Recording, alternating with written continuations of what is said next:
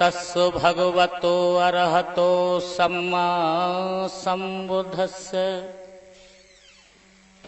नमो तस्सु भगवतो अरहतो सम्मा सम्बुद्धस्स।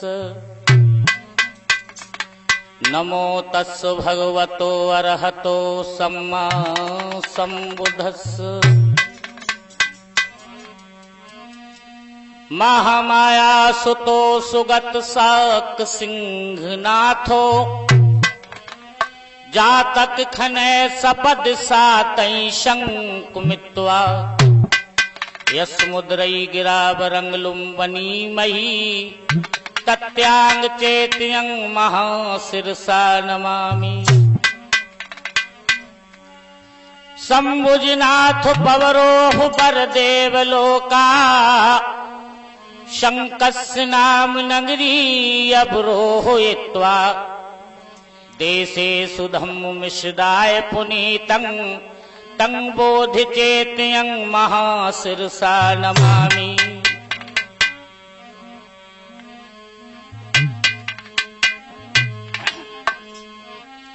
सुगुरु तुम्हारे चरण की और धूल लगे मम शीस।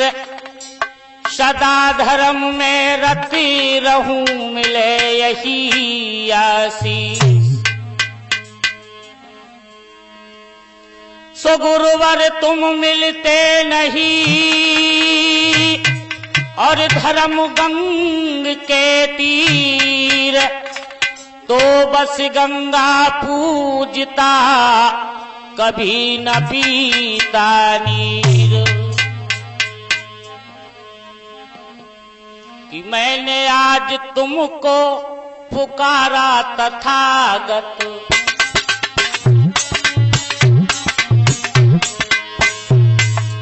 मैंने आज तुमको पुकारा तथागत। दर्शन दिखा दो दोबारा तथागत।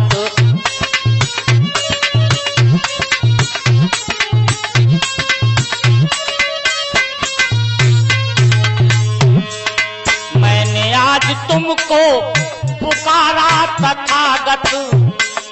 दर्शन दिखा दो दोबारा तथागत।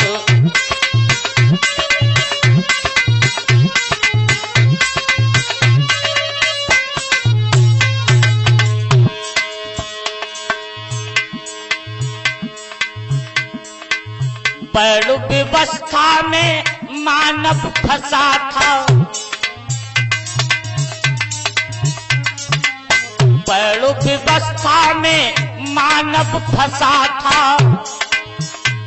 और किया था तुमने इशारा तथागत। किया था तुमने इशारा तथागत।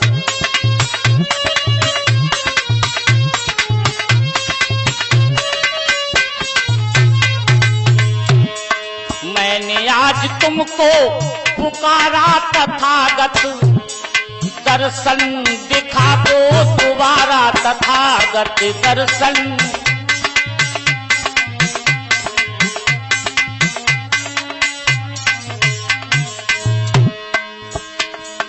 बलि यज्ञ होते थे वैदिक धर्म में। बलि यज्ञ होते थे वैदिक धर्म में। और दया का लगाया था नारा तथागत। दया का लगाया था नारा तथागत।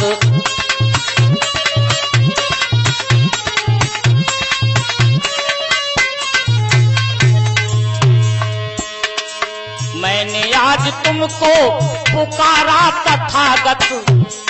दर्शन दिखा दो दोबारा तथागत। दर्शन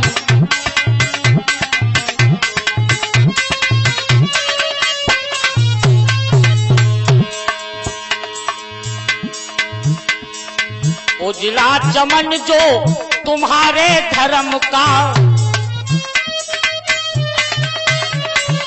उजड़ा चमन जो तुम्हारे धर्म का।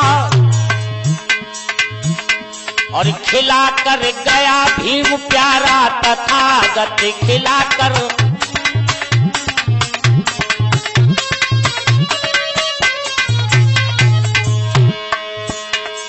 मैंने आज तुमको पुकारा तथागत, दर्शन दिखा दो दोबारा तथागत, दर्शन दिखा दो।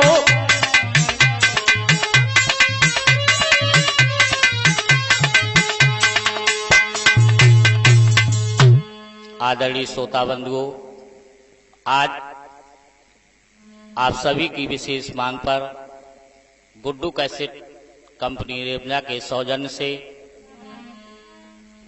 ये जो साक्यों की उत्पत्ति यानी वंश परिचय की कथा जो हम देने जा रहे हैं, जिस कार्यक्रम के विशेष प्रेरणा स्रोत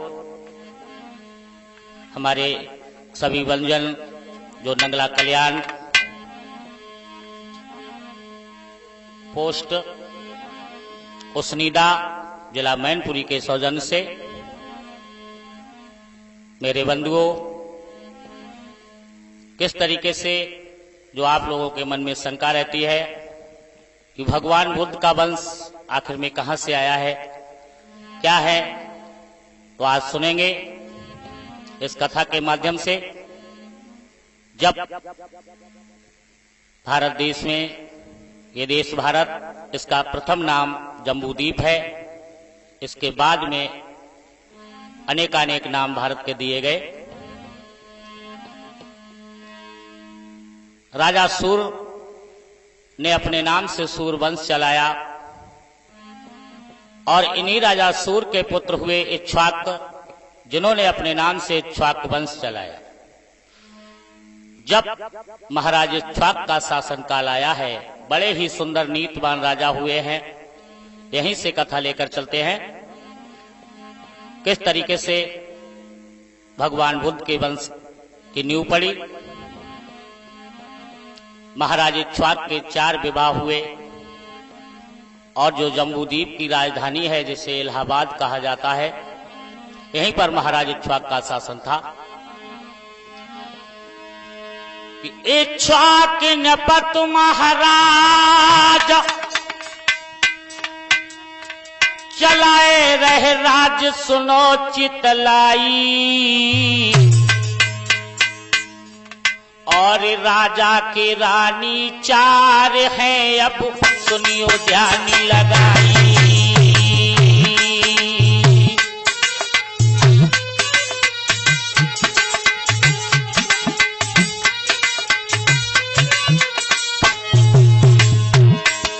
लाला सुनील। इक्ष्वाक नपत महाराज चलाए गए राज, सुनो चितलाई सभा के भाई। राजा के रानी 4 है, अब सुनियो ध्यान लगाई।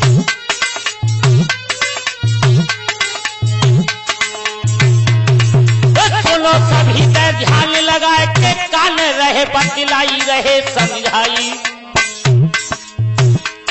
जगियस कीरत की धूजा रे चहुओर रही फोराई।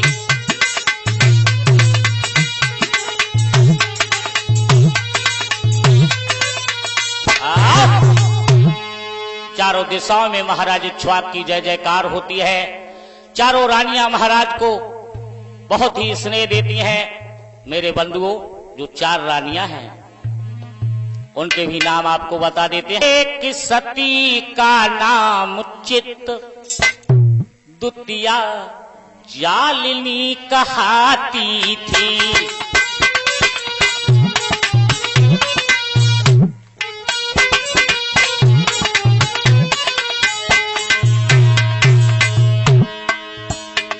था एक सती का नाम चित, द्वितीया जालिनी कहाती थी। मिलता है विशाखा तृतीया का, मिलता है विशाखा तृतीया का, चौथी हत्था कहलाती थी।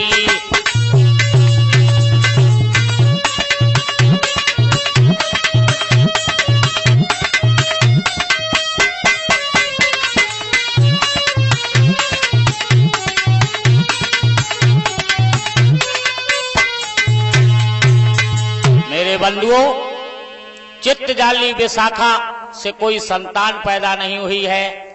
जो महारानी हत्था है, महारानी हत्था के गर्भ से 9 संतानों का जन्म हुआ समय के आधार पर, जिनमें 4 पुत्र और 5 कन्याएं।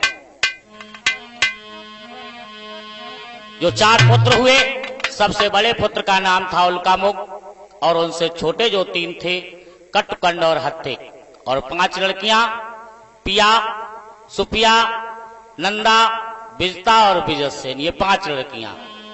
जब 9 संतानों को जन्म दिया है, उसके बाद में कि बेटा 4 भय बलिधारी,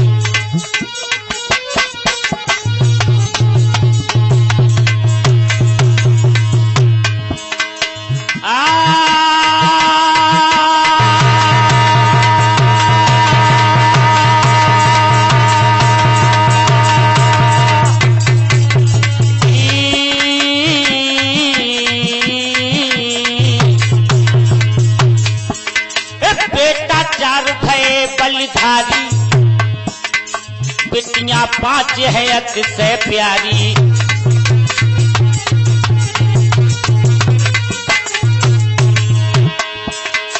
अभी आगे तो सुनो चितलाई, अरे चितलाई सभा के भाई, रानी को मौत गई है आई।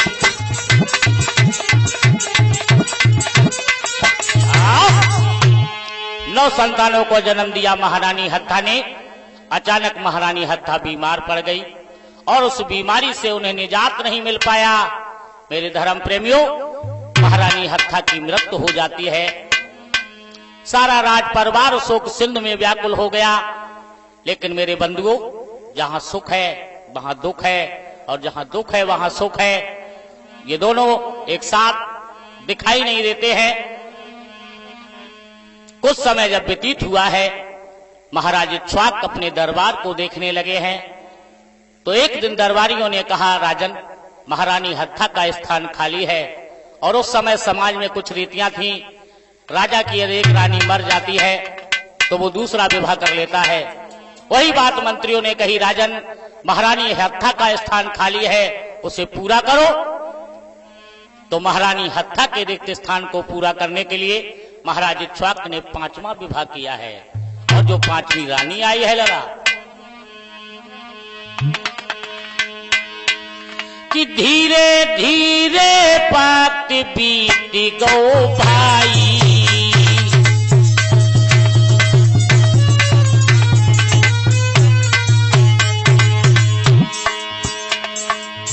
धीरे धीरे वक्त बीत गो भाई। भैया चरण सिंह जी, स्थान पूर्ति के लिए महाराज इक्ष्वाक ने वो खाली स्थान को पूरा करने के लिए, स्थान पूर्ति के लिए करी है सगाई, स्थान पूर्ति के लिए।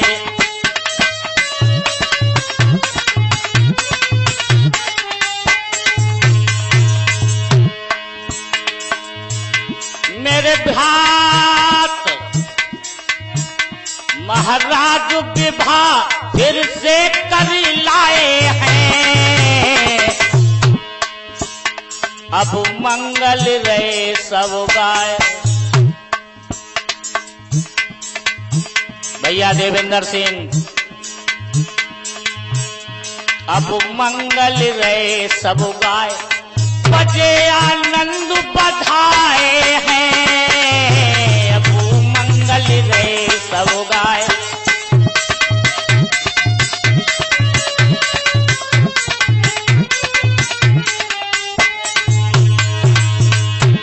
महलों में बधाइयां बजने लगी हैं। भैया अब आगे को हाल रहे हैं मोहनी समझाई, वीरनी अब आगे को हाल रहे हैं सबको बतलाई।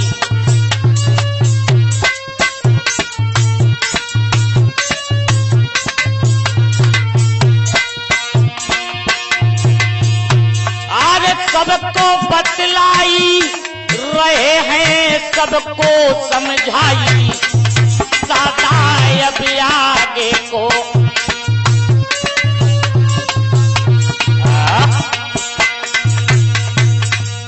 मेरे बंधुओं, 5वां विवाह किया है महाराज इक्ष्वाकु ने, और जो रानी बन के आई है उसका नाम है जयंती। जयंती नाम की लड़की से विवाह किया। अब तो महलों में खुशियां ही खुशियां हैं। महाराज इक्ष्वाकु महारानी जयंती के साथ में समय बिताने लगे हैं। जब कुछ समय व्यतीत हुआ तब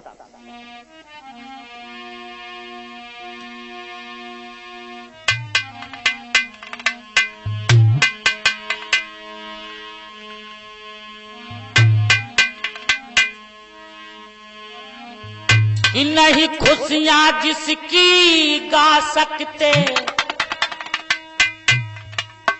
नहीं खुशियां जिसकी गा सकते, वह समय सुहाना आया है, वह समय सुहाना आया है।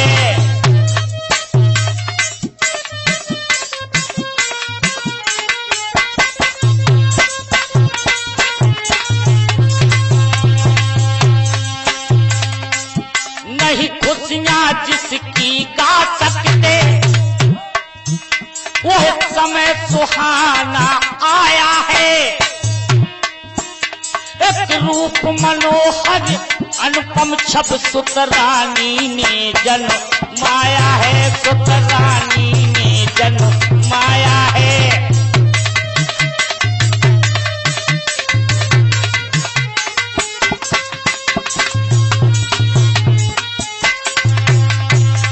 एक बहुत ही सुंदर पुत्र को जन्म दिया महारानी जयंती ने। विद्वानों से जब नाम रखवाया गया है, भैया उमेश चंद जी,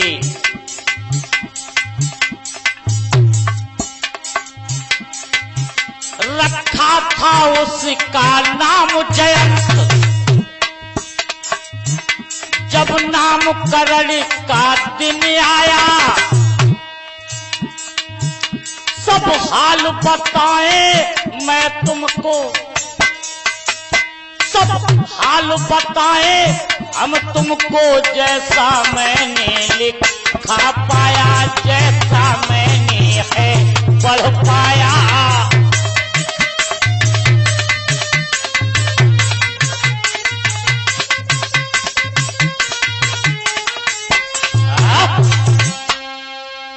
महारानी जयंती ने समय के आधार पर एक पुत्र को जन्म दिया है। विद्वानों ने उसका नाम जयंत रखा। सारे महल में बधाइयां बज रही हैं, मंगल गीत गाए जा रहे हैं।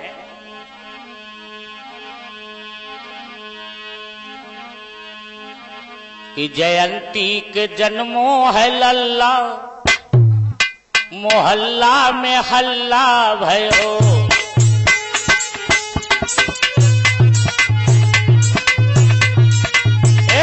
महारानी के जन्मो है लल्ला, मोहल्ला में हल्ला भयो।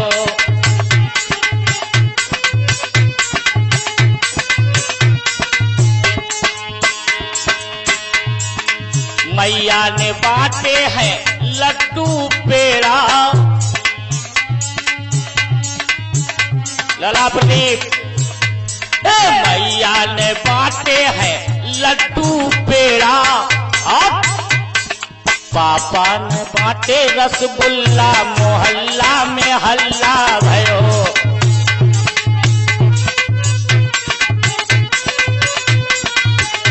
महारानी के जन्मो है लल्ला, मोहल्ला में हल्ला भयो।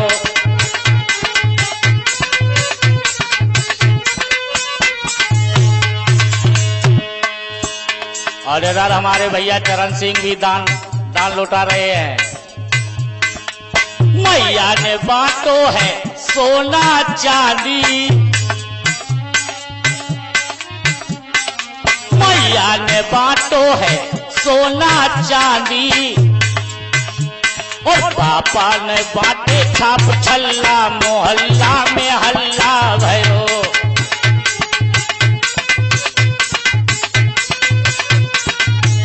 महारानी के जन्मो है लल्ला, मोहल्ला में हल्ला भयो।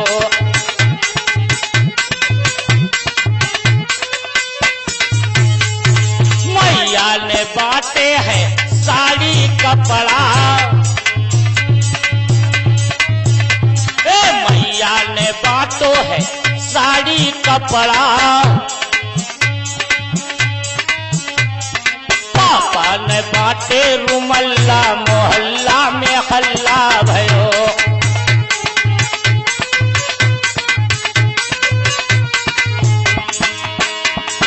जयंती के जन्मो है लल्ला, मोहल्ला में हल्ला भयो।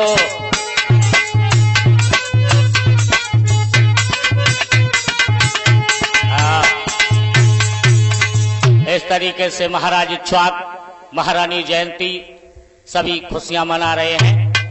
जब धीरे धीरे कुछ समय व्यतीत हुआ, महाराज इक्ष्वाक विचार करने लगे हैं, जो हमारी बड़ी रानी हत्था से 4 पुत्र हैं, वो तो बहुत ही सुंदर हैं, रूपवान है, गुणवान है, लेकिन हमने अपना 5वां पुत्र नहीं देखा है। तो ये सूचना भेजवाई महलों में रानी जयंती के पास। तो महारानी जयंती ने क्या किया, अपने पुत्र को नहला धुला के सुंदर वस्त्र आभूषणों से सुसज्जित कर दिया। जब महाराज इक्ष्वाक का पदार्पण हुआ है, तो रानी ने अपने पुत्र को महाराज की गोद में डाल दिया है।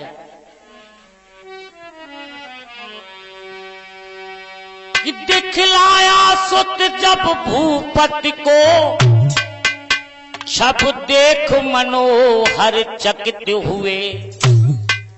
और दिल उमड़ी उठी सुख सरतानप,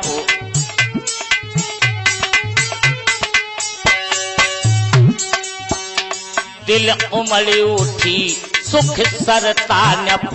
वरदान हेतु तैयार हुए, दिल उमड़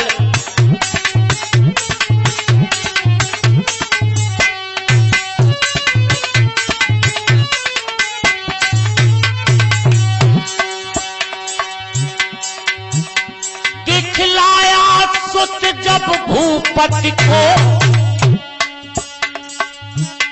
छप देख मनोहर चकित हुए।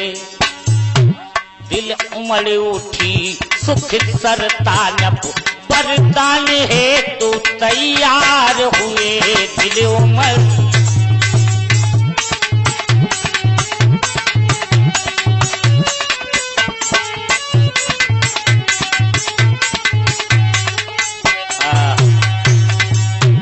जब महाराज इक्ष्वाक ने अपने पुत्र जयंत को देखा है, बड़े ही भाव विभोर हो गए। कहने लगे, वाह रानी, तुमने बहुत ही सुंदर पुत्र को जन्म दिया है, हम तुमसे बहुत प्रसन्न हैं।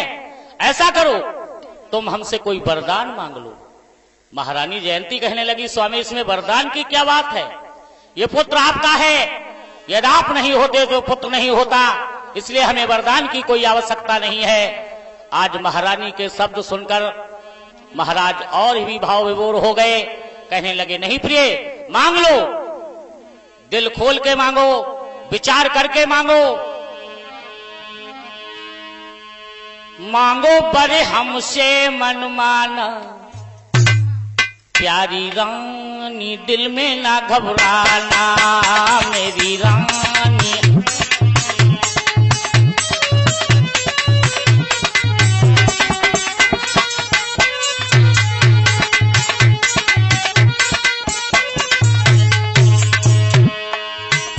इक्ष्वाक बोले, मांगो बड़े हमसे मन माना, प्यारी रानी दिल में न घबराना, मेरी रानी।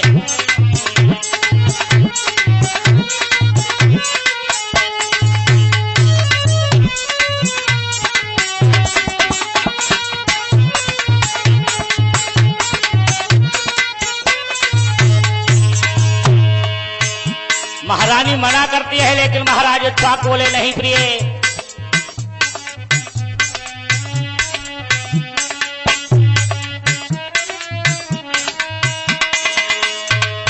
जो भी वर तुम हमसे आज है मांगोगी, कहता कसम से हमसे वो पाओगी,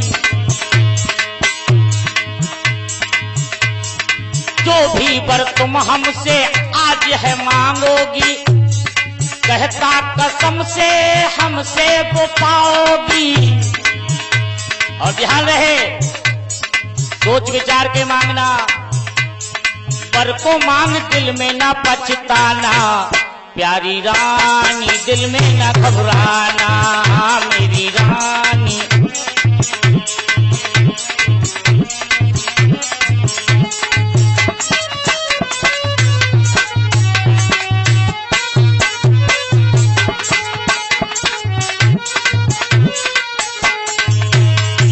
मांगो पर हमसे मन माना, प्यारी रानी दिल में ना घबराना, मेरी।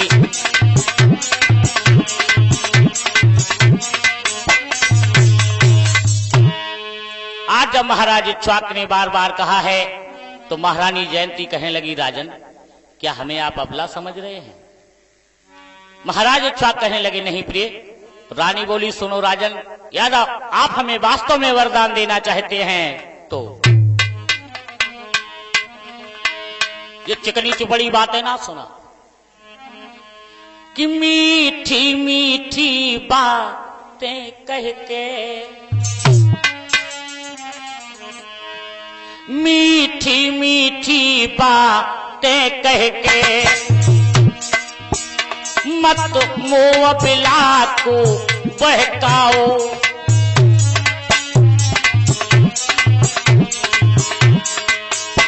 यदि देते हो वरदान हमें, महारानी जयंती बोली, यदि देते हो वरदान हमें, सौगंध कुमारों की खा जाओ।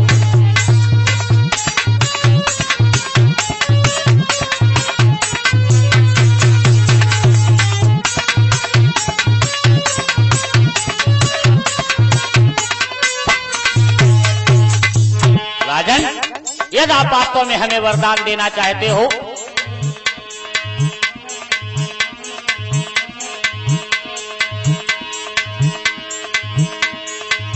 तेरी काया है अनमोल प्राणी, बुद्धंग सरंग बोल तेरी।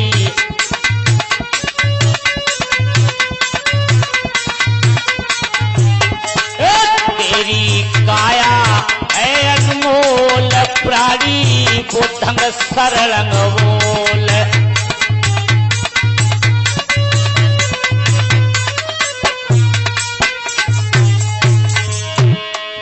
कभी किसी को नहीं सताना, पाए न दुर्गति कोई जमाना।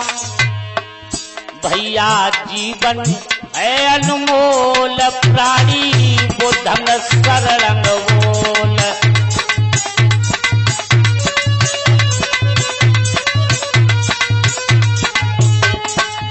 तेरी काया है अनमोल प्राणी, बुद्धंग सरंग बोल।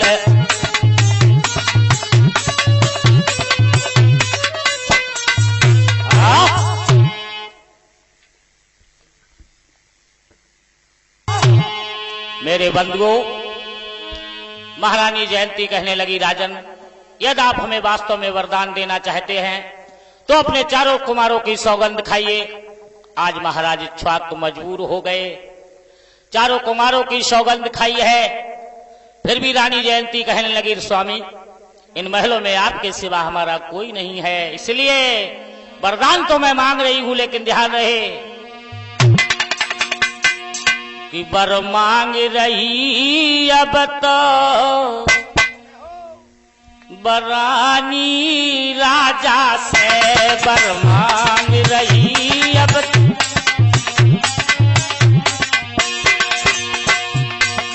मांग रही अब तो बरानी राजा से।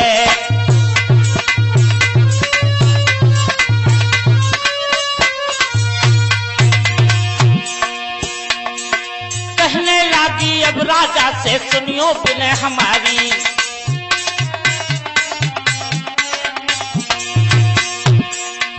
इच्छा है जो मेरे दिल में पूर्ण करो सतधारी, मेरी तुम ही सयास लगी रानी राजा से बर।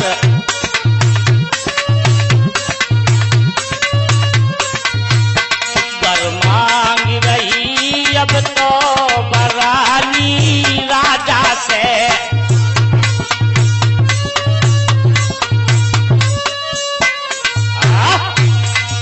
महाराज इक्ष्वाक कहने लगे प्रिय घबराओ नहीं, तो क्या वरदान मांगे हैं रानी जयंती ने?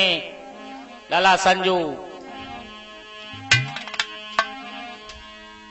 महारानी जयंती कहने लगी राजन, जब तक आप राजा हैं सिंहासन पर विराजमान रहिए, लेकिन आपके बाद में कि जब तलक करें श्रीमान राज, तब तक तो बैठे गद्दी पर, और आपके पीछे मम प्यारा सुत जयंत बैठे गद्दी पर। ओ राजा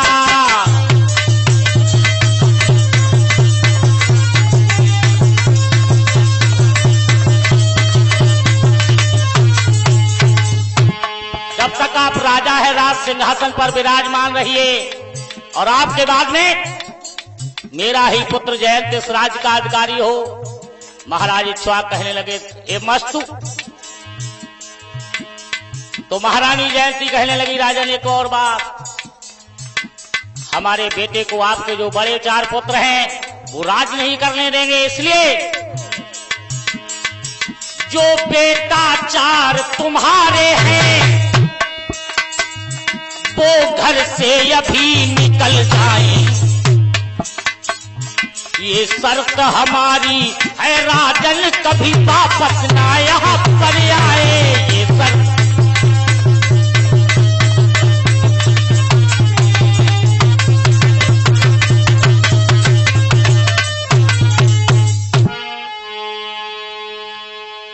जब ऐसे शब्द सुने हैं महाराज इक्ष्वाक कहने लगे रानी ये तुमने क्या मांगा है? अरे हम तुम्हारे पुत्र को राज देने के लिए तो तैयार हैं, लेकिन तुम हमारे वंश का पतन क्यों करना चाहती हो? 4 बेटों को घर से बेघर क्यों करना चाहती हो? कि सुन ऐसे बर को भूपति के दिल पर बजुर सा टूट पड़ा।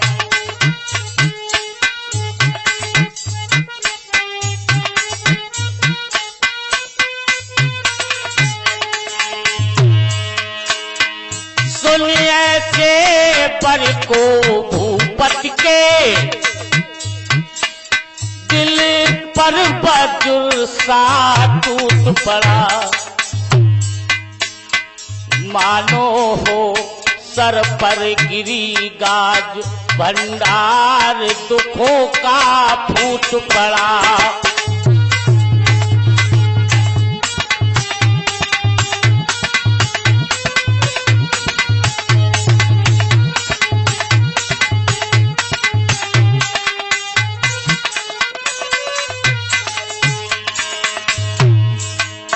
हे रानी ये तू क्या कह रही है? हो जाए नास ब्रसीली तेरा, कुछ सोच हृदय कर रही है क्या? क्या पड़े है पत्थर मस्तक पर, इस सेना रही है तुझे हया।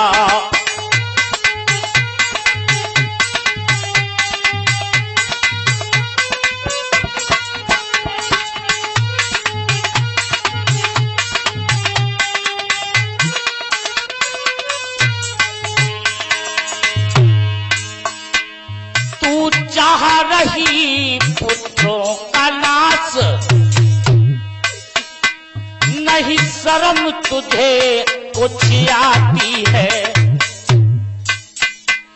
तू मांग रही है प्रेम से बर, और मेरी फटती छाती है।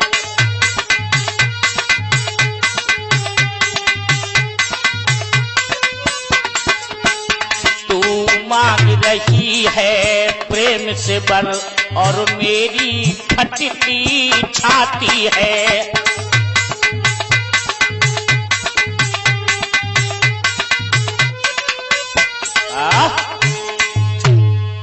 महाराज च्वाक तरह तरह से समझा रहे हैं। महारानी जयंती कहने लगी, राजन मेरा कोई दोष नहीं है, जरा अपने शब्दों का ध्यान कीजिए, अपनी बात पे जरा गौर फरमाएं कि अपने वचन का स्वामी, अपने वचन का स्वामी ध्यान कीजिए। पहले क्यों कहा है पर मांग लीजिए, पहले क्यों कहा था पर मांग लीजिए।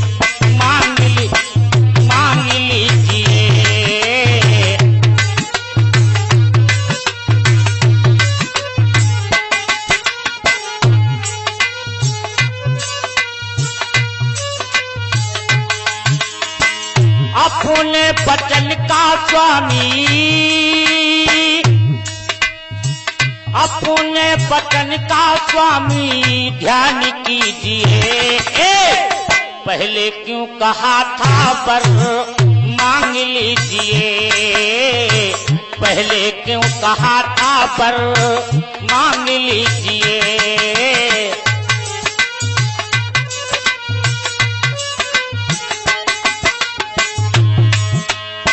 हे राजन, ये आपकी बात है, मेरी नहीं। आपने कहा था स्वामी, तभी मैंने मांगा था, भूलना कि कोई मैंने दिल से ही मांगा था। ना ही पलट में सकती समझ लीजिए, ना ही पलट में सकती समझ लीजिए। पहले क्यों कहा था पर मांग लीजिए, पहले क्यों कहा था पर मांग लीजिए।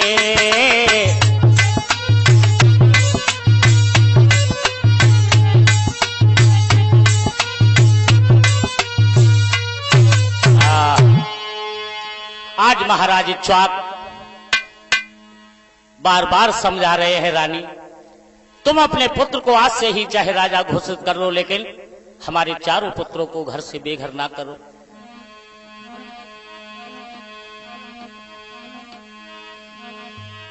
कर कुछ दिल में रहम और बरका सुन के आज वचन तुझे कैसा हुआ भरम। तुम्हें मेरी कसम रानी ना घर से भेजो लाल, तुम्हें मेरी कसम, तुम्हें मेरी कसम रानी ना घर से भेजो लाल। तुम्हें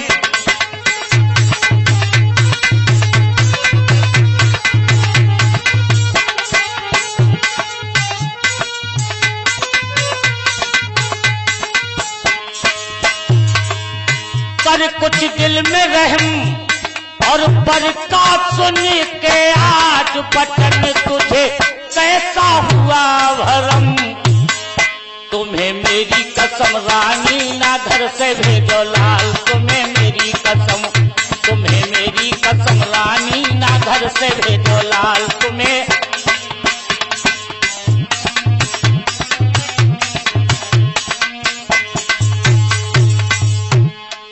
मेरे बंधुओं, आज महाराज बार बार समझा रहे हैं,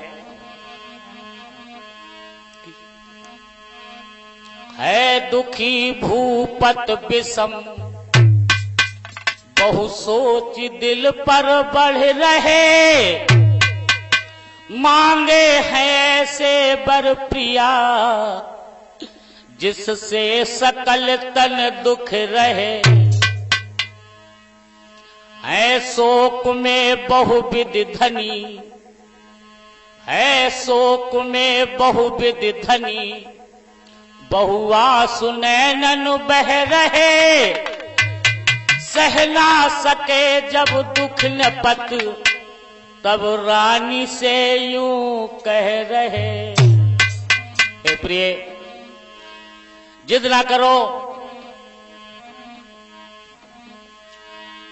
कोई बात नहीं रानी ने मानी है तो अपने चारों पुत्रों को बुलाया है कि नहीं रहा ठिकाना सोच कायापू,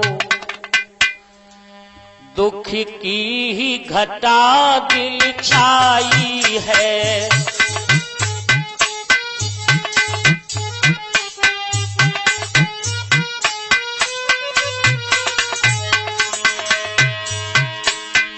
नहीं रहा ठिकाना सोच कायापू,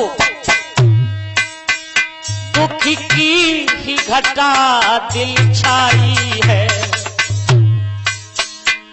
अब बुला लिया नभ कुमारों को, दुख में दुख का था गाई है।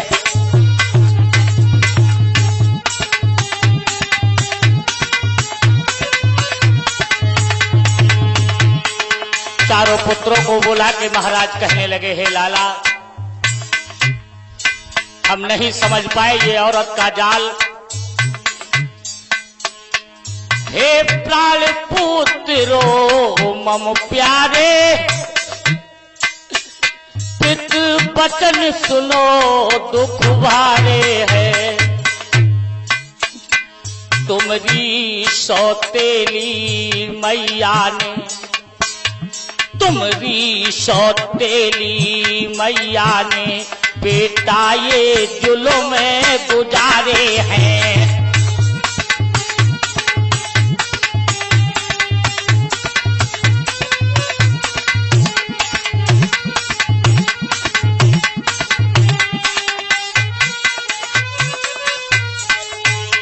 कर दिया था बर पहले प्रदान,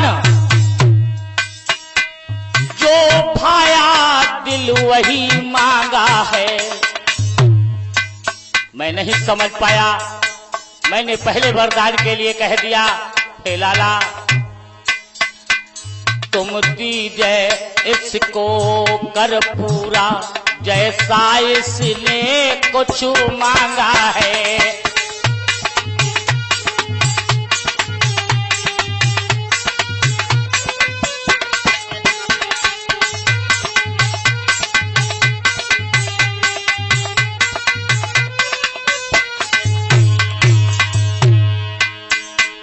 चाहो जितनी चतुरंग सेन, सब साथ में ले कर जाओ तुम। चाहो जितनी चतुरंग सेन, सब साथ में ले कर जाओ तुम। प्रिय राज छोड़ दो ये सारा, पितृकुल बचन करवाओ तुम।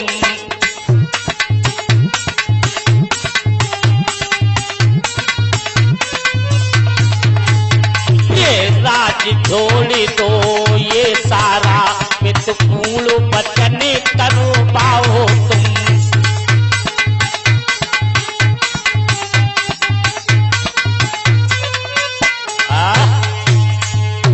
आज उल्का मुख कहने लगे, तात आपके वचनों को पूर्ण किया जाएगा, आप चिंता न करें। आज चारों भाई तैयार हुए हैं जम्बूद्वीप को छोड़ने के लिए, तो वो पांचों बहनें भी साथ में, और महाराज इक्ष्वाक ने भी व्यवस्था की है कि अब तो घर से रहे हैं जाए इक्ष्वाक कुंवर चारों भाई।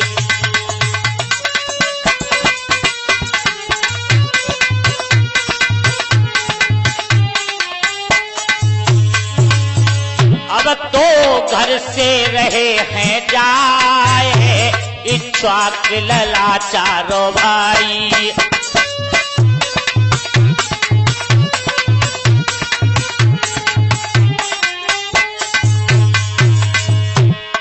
भैया राजू, आज चारों भाइयों ने जम्बूद्वीप को छोड़ दिया है और महाराज इक्ष्वाक ने फौरन 3 रत सज भाई, सेना दीनी कछु संग लगाई,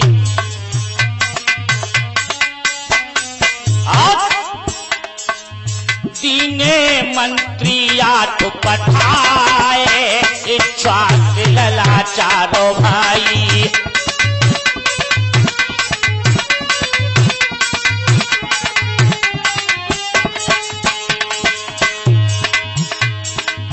बन की लीनी है सूद लगाई,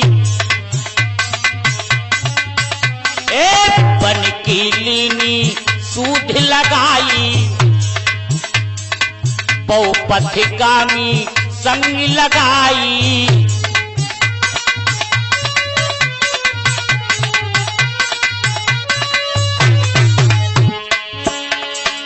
अरे अब सुनियो ध्यान लगाए, इच्छा लला चारों भाई।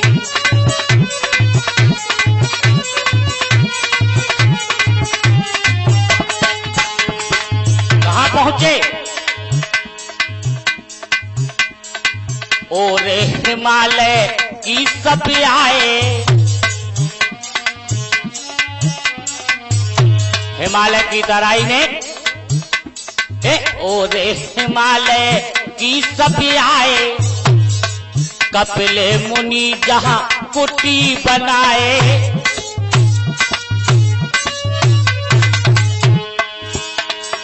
जहां कपिल मुनि का आश्रम है और जहां पुष्करणी नदी लहराए, इच्छा लला चारों भाई।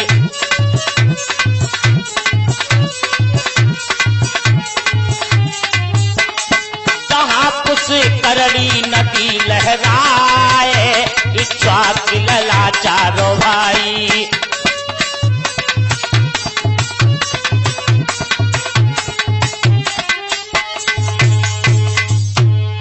मेरे धर्म प्रेमियों, पुष्करणी नदी के किनारे कपिल मुनि के आश्रम पर हिमालय की तराई में जब पहुंचे हैं चारों भाई, 8 मंत्री, कुछ सेना, 5 बहनें, अनेक रास्तागीर,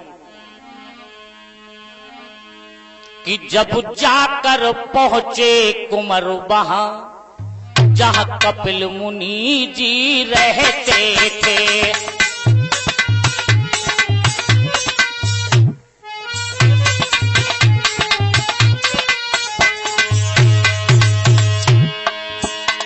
जब जाकर पहुंचे कुंवर वहां जहां कपिल मुनि जी रहते थे, जल पीते थे पुष्करणी का निर्भय हो वहां विचरते थे।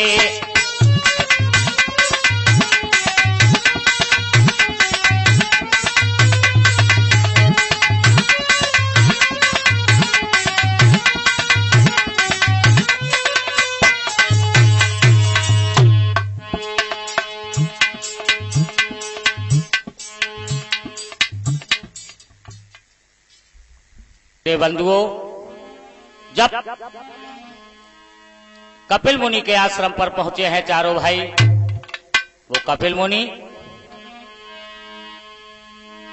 कि थी पड़ कुटी मुनि अति सुंदर, जिसमें वह बसेरा करते थे,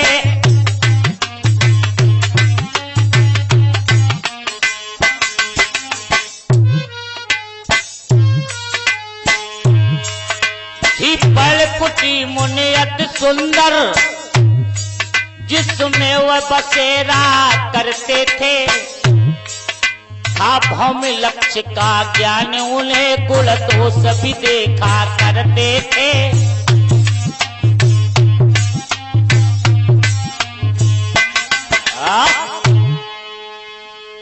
जब कपिल मुनि को जाके नमन किया है, कपिल मुनि ने सारा समाचार जाना है, तो कहने लगे चिंता ना करो। कहा संत ने सुतन सो, और सुनो लला मेरी बात, त्रास नष्ट हित आज मैं तुम्हें करवाऊं पथ ज्ञात। तुम्हारे दुखों को दूर करने के लिए मैं तुम्हें रास्ता बताऊंगा। जो सामने साल बन था उधर इशारा किया है, तुम यहां पर अपने महलों का निर्माण करो और इसी वन को काट छांट के फसलों के लायक भूमि तैयार करो। आज कपिल मुनि के मार्गदर्शन में सभी ने अपने अपने रहने के ठिकाने तैयार किए हैं। जब महलों का एक समूह बन के तैयार हो गया, तब मेरे भैया कुंवर सिंह जी, मान संत की बात सुनो, मेरे भ्रात की महल बनाए और साल वृक्षों की छाया में इक्ष्वाक लला हर्षाए।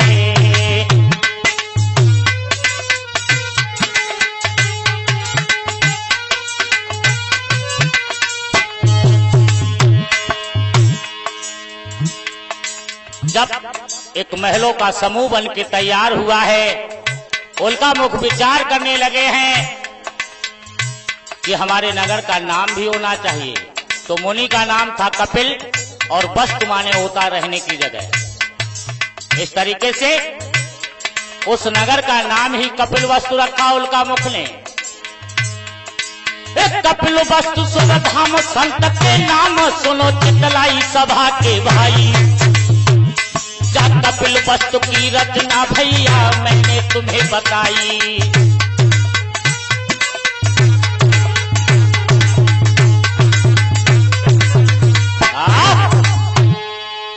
मेरे भैया, इस तरीके से कपिल वस्तु नगर का निर्माण हुआ है। लेकिन यहां से महाराज इक्ष्वाक का वंश परिवर्तित हो गया। महाराज इक्ष्वाक ने अपने नाम से इक्ष्वाक वंश चलाया था, लेकिन उनका मुख से शाक्त वंश की नींव पड़ी है। कैसे? मुकेश शाक्त जी जरा ध्यान देंगे कि इक्ष्वाक लला क्यों शाक कहाई।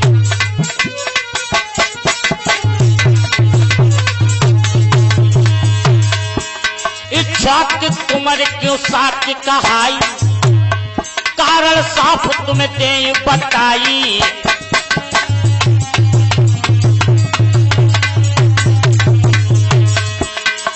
उल्का मुख ने नगर बसायो, उल्का मुख ने नगर बसायो, मोहन को अब दिल हरसायो।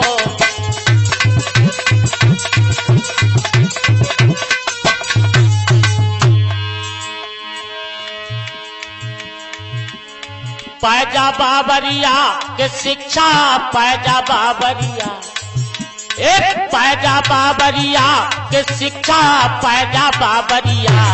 शिक्षा शिक्षा शिक्षा बिन जीवन बेकार, शरण में आए जा बाबरिया।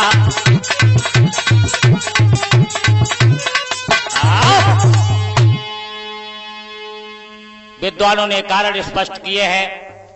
पहला कारण तो उन्हें शाक इसलिए कहा गया, वो साल वन में उन्होंने अपने रहने का ठिकाना तैयार किया था, तो पड़ोसियों ने इन्हें साल को शाक भी कहा जाता है। और दूसरा कारण, जब महाराज इक्ष्वाक को ये ज्ञात हुआ है कि हमारे पुत्रों ने स्वयं अपना नगर बसा लिया है, तो बड़े प्रसन्न हो गए कि जब सुनो भूप ने हाल, कुमारों ने राज्य लियो है बसाई। तो एक शब्द निकला महाराज इक्ष्वाक के मुंह से कि सदा सत्ववत बने रहो, ये शब्द रहे दोहराई।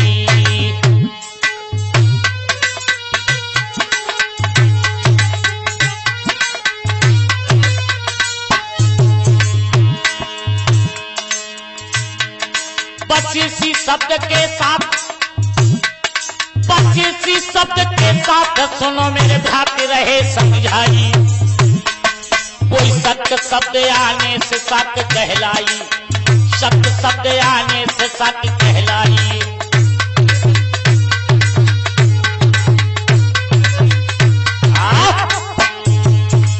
ये दूसरा कारण, जब महाराज इक्ष्वाक ने बार बार शक्त शब्द का प्रयोग किया है, यानी शक्त सामर्थ्यवान को कहा गया है। और तीसरा, महाराज इक्ष्वाकु विचार करने लगे हैं कि अब हमारे पुत्र कभी यहां नहीं आएंगे। अरे मुश्किल है घर में बेटा आना,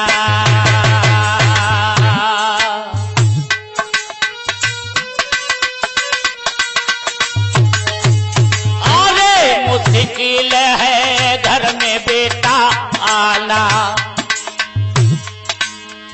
असत शब्द मुंह से दोहराना।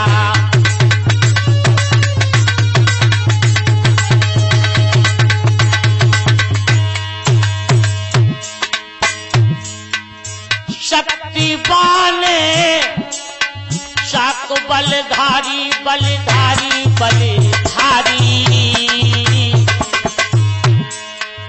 कहलाए यूं शाक सतीधारी।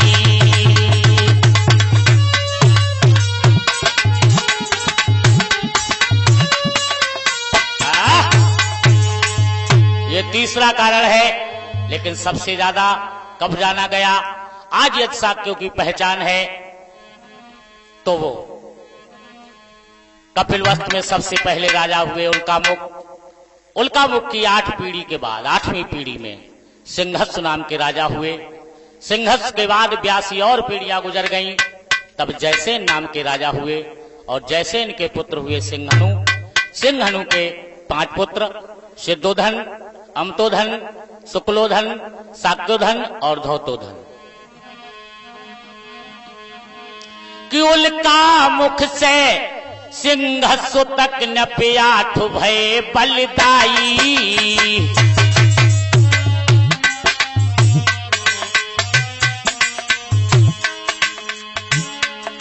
सिंहस्सु से जैसे न तके,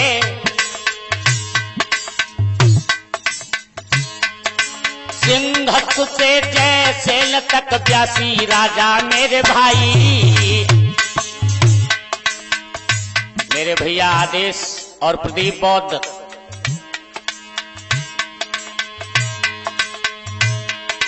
मेरे भ्रात जैसे के सिंहनु बलदाई, और सिंहनु के सिद्धोधन जन में सुनियो चितलाई। और उन्हीं महाराज सिद्धोधन के पुत्र वे सिद्धोधन लाल सिद्धार्थ 7 सिंह कहाए हैं, वे सिद्धोधन लाल सिद्धार्थ 7 सिंह कहाए हैं।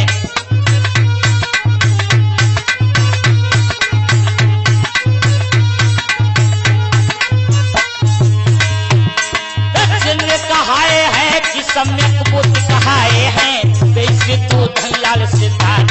भैया मेरे बंधुओं, इस तरीके से शाक्यों के वंश का निर्माण हुआ। और यह विशेष सहयोग किया मास्टर देवेंद्र सिंह सनाब, श्री बालक राम शाक्त, श्री चरण सिंह शाक्त, कुंवर सिंह शाक्त, उमेश चंद शाक्त, संजू शाक्त, राजू शाक्त, मुकेश शाक्त और आदेश शाक्त और प्रदीप बौद्ध। ग्राम नंगला कल्याण, पोस्ट उथनीदा, जिला मैनपुरी से। और 4 जने हम सदा संग में सुंदरता प्यूढ़ैया, और मिट्टी की मूरत बन जावे प्रेमी जन सुनवैया।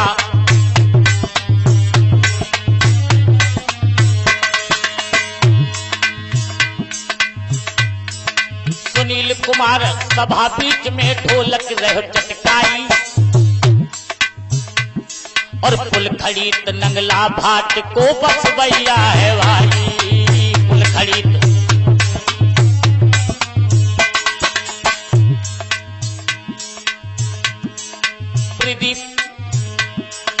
प्रदीप कुमार सभा बीच में चिमटा रहे खनकाई, और पुल खड़ीत ग्राम भैया को रहे सबे समझाई।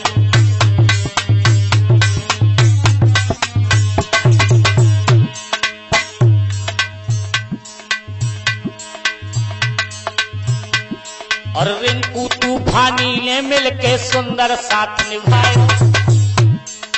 रिंकू तूफानी ने मिलके सुंदर साथ निभाया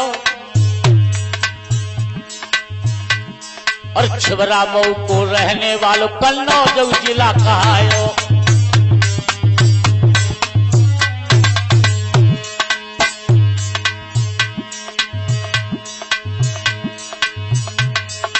आर के सात्या संग में बैठी शिष्या रही कहाई। आगे कथा सुनो मेरे भाई, वही रही समझाई।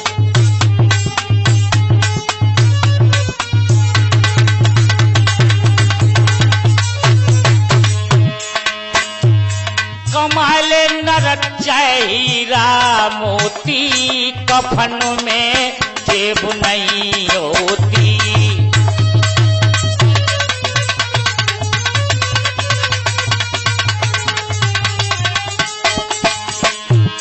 कमाले नरचय हीरा मोती, कफन में जेब नहीं होती।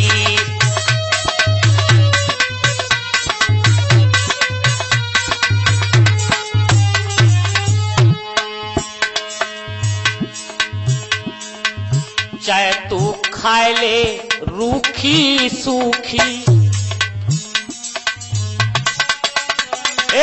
चाहे तू खाए ले रूखी सूखी, चाहे तू खाए ले पूरी कचौड़ी। भूख सब कैसी होती, कफन में जेब नहीं होती।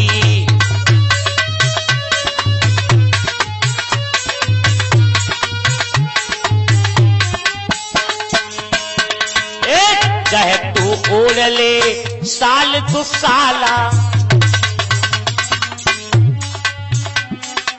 चाहे तू ओढ़ ले साल दो साला, चाहे तू ओढ़ ले फटो चादरा, चाहे तू ओढ़ ले फटो चादरा। नींद सब कैसी होती, कफन में जेब नहीं होती।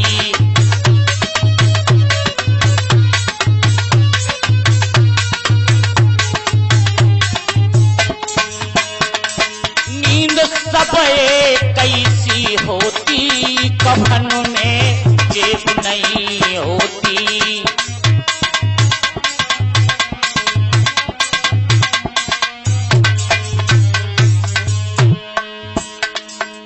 चाहे तुम बन जाओ बाट भिखारी, चाहे तुम बन जाओ बाट भिखारी, चाहे तुम बन जाओ देश के पीएम,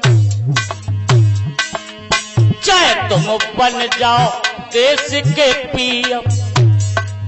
इज्जत कैसी होती, कफन में जेब नहीं होती।